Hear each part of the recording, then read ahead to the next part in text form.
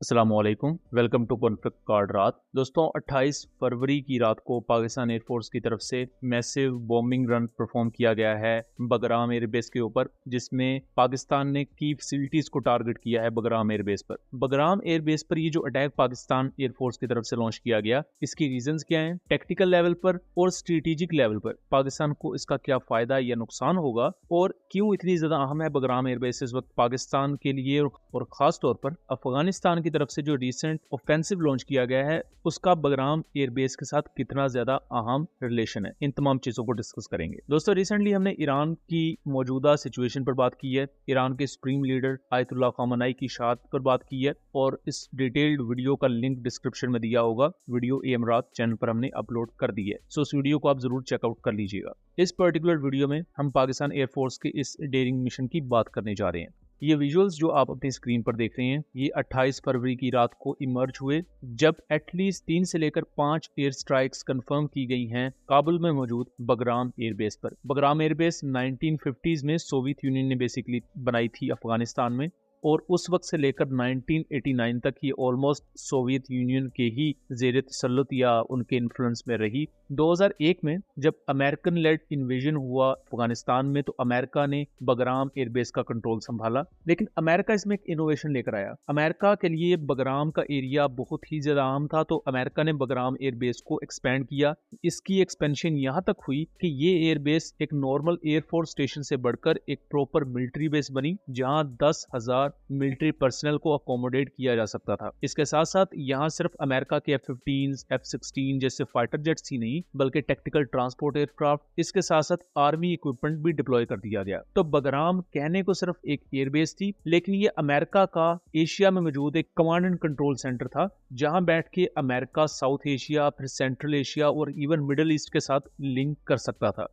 2021 में जब America withdraw कर गया अफगानिस्तान से, तो यहाँ तालिबान की हुकूमत आई। रिपोर्ट्स के मुताबिक, जो कि यूएस मिनिस्ट्री ऑफ डिफेंस की रिपोर्ट्स हैं और दूसरी यूएस स्टेट डिपार्टमेंट की रिपोर्ट्स, अमेरिका का $7 बिलियन का असला बगराम एयरबेस और दूसरी अफगानिस्तान के मुख्तलिफ फैसिलिटीज में रह गया, जो अमेरिका अपने साथ लेकर नहीं जा सका। इस वक्त अफगानिस्तान ने जो अटैक लॉन्च किया है पाकिस्तान के खिलाफ, उसमें बहुत बड़ी तादाद में ये असला यूज हो रहा है। यहाँ तक कि जो मल्टीपल ऐसे अटैक्स लॉन्च होते हैं पाकिस्तान में, खासतौर पर बन्नू बाजोड़ में हमने टेरर अटैक देखे, फिर इस्लामाबाद में इमाम बारगाह पर हमने सुसाइड ब्लास्ट देखा। उसके लिए जो लॉजिस्टिक्स होती हैं, देन इवन टेररिस्ट जो राइफल्स यूज कर रहे होते हैं, गन साइड सिस्टम्स यूज कर रहे होते हैं, ये वो तमाम सिस्टम्स और तमाम वेपन्स हैं जो कि अमेरिका अफगानिस्तान में छोड़ के गया है। पाकिस्तान एयरफोर्स की तरफ से बगराम एयरबेस को इस वजह से निशाना बनाया गया है ताकि वहां मौजूद जो अमेरिकन इक्विपमेंट है उसको टारगेट किया जा सके, और अफगान एयरफोर्स के जो हेलीकॉप्टर्स हैं प्लस कुछ सुपर टगोनो एडवांस ट्रेनर एयरक्राफ्ट हैं, इनको डिस्ट्रॉय किया जा सके। बिकॉज करंटली अफगान एयरफोर्स की जो हेलीकॉप्टर फ्लीट है वो बहुत ही ज्यादा इंटेंसिवली यूज हो रही है वेपन्स वगैरह को रिलोकेट करने के लिए, प्लस सोल्जर्स को पाकिस्तानी बॉर्डर्स के करीब ड्रॉप करने के लिए। तो इस खतरे के खिलाफ प्रीएम्प्टिव स्ट्राइक्स पाकिस्तान एयरफोर्स की तरफ से लॉन्च की गई हैं। इस एयर स्ट्राइक या इस पर्टिकुलर मिशन में पाकिस्तान एयरफोर्स के F-16 और GF-17 ब्लॉक 1 और ब्लॉक 2 जैसे एयरक्राफ्ट ने हिस्सा लिया है, अभी तक की जो हमारे सोर्सेज से हमें रिपोर्ट मिली है। और सक्सेसफुली मल्टीपल फैसिलिटीज को हिट किया गया है पाकिस्तान ने लेजर गाइडेड बॉम्ब्स का इस्तेमाल करते हुए, जिसमें on ground multiple American made vehicles, फिर अमेरिकन मेड इक्विपमेंट डैमेज हो चुका है। और ये वो तमाम इक्विपमेंट था जो कुछ दिनों के अंदर या कुछ घंटों के अंदर पाकिस्तानी बॉर्डर्स की तरफ अफगान तालिबान ने मूव करना था। लेकिन बगराम एयरबेस पर ये जो अटैक हुआ है, इसके दो पहलू हैं, एक स्ट्रेटेजिक पहलू, दूसरा टेक्निकल लेवल पर। इसको अगर हम एनालाइज करें स्ट्रेटेजिकली, हम बड़े पर्दे पर चीजों को देखते हैं, जिसमें ओवरऑल जियोपॉलिटिकल सिचुएशन प्लस आपकी मिलिट्री टैक्टिक्स, ये तमाम चीजें डिस्कस की जा रही होती हैं। अगर स्ट्रेटेजिकली बगराम एयरबेस का अटैक देखा जाए तो ये सिग्निफिकेंट तो है ही, लेकिन दूसरी तरफ ये कंसर्न्स भी रेज करता है कि पाकिस्तान किस तरह मैनेज कर रहा है अपने एमुनिशन को। मींस अगर आप बहुत ही ज्यादा एमुनिशन यूज कर लेते हैं अफगान साइड पर,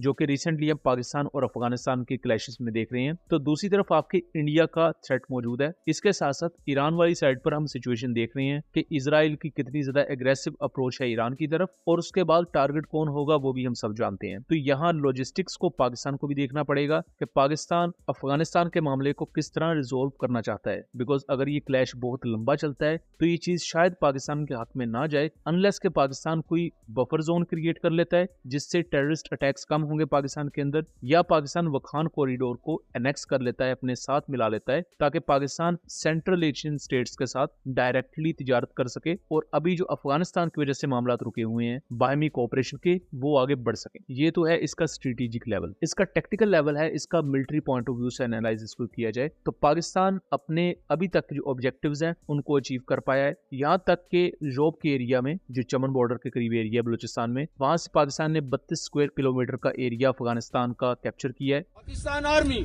और एफसी बलूचिस्तान नॉर्थ ने फितना अल हिंदुस्तान और फितना अल खारिज की पुष्टपनाही करने वाले तहरीके तालिबान अफगानिस्तान के 32 स्क्वायर किलोमीटर पर मुहित गुरुद्वारा इनक्लेव और अबू ताहिर पोस्ट पर कब्जा कर लिया है। नारे तकबीर। लेकिन इसका ज्यादा फायदा तब होगा जब वखान कॉरिडोर और इसके साथ साथ तोरखम के अराउंड का जो एरिया है उसे कैप्चर किया जाए, बिकॉज ज्यादा इन्फिल्ट्रेशन उन एरिया से हो रही होती है। इवन दो कि जिन एरिया से बलूचिस्तान में भी इन्फिल्ट्रेशन होती है, उस पर्टिकुलर एरिया में से ही 32 स्क्वायर किलोमीटर का एरिया पाकिस्तान ने कैप्चर किया है। इसके साथ साथ पाकिस्तान ने अपनी F-17 ब्लॉक 1 और ब्लॉक 2 को डिप्लॉय करना शुरू किया है। इससे पहले MLU अपग्रेडेड F-16 की सॉर्टीज कंडक्ट की गई थी अफगानिस्तान के अंदर, बट अब पाकिस्तान उन्हें बलूचिस्तान के एरियाज के ऊपर यानी कि साउदर्न और अपनी वेस्टर्न साइड पर डिप्लॉय कर रहा है, जहां से ऑब्वियसली इजराइल का एक थ्रेट मौजूद है। इसके साथ साथ इंडियन साइड पर भी थ्रेट कम नहीं हुआ, बल्कि आपको आने वाले वक्त में ये थ्रेट इंक्रीज होता हुआ नजर आ सकता है। तो इसके लिए पाकिस्तान की मिलिट्री पर स्ट्रेस और ज्यादा आएगा। तो इन तमाम चीजों को देखते हुए अफगानिस्तान के सारे मामले को मैनेज करना पड़ेगा, जहां आप उभरने वाले खतरात से भी निपट रहे हो, इसके साथ साथ जो पोटेंशियल थ्रेट्स आप फेस कर रहे हैं, जैसा कि ईरानियन साइड पर है ईरान का डिस्टेबलाइज होना, इजराइल की वहां पर एयर स्ट्राइक्स, और दूसरी तरफ इंडिया की अग्रेसिव पोस्चरिंग, आप उसको भी रिटेलिएट करने की पोजीशन में रहें। सो इन तमाम चीजों को लेकर पाकिस्तान मिलिट्री की तरफ से मैनूवर किया जा रहा है और इसी तराजुर में बगराम एयरबेस को हिट भी किया गया है। सो दोस्तों, ये था एक एनालिसिस। उम्मीद करता हूँ चीजें क्लियर रही होंगी। वीडियो पसंद आई हो तो इसे ज्यादा से ज्यादा शेयर कीजिएगा, ताकि इस तरह की मजीद इंफॉर्मेटिव वीडियोस हम आपके लिए लेकर आ सकें। मिलेंगे अगली वीडियो में, तब तक के लिए अल्लाह हाफिज।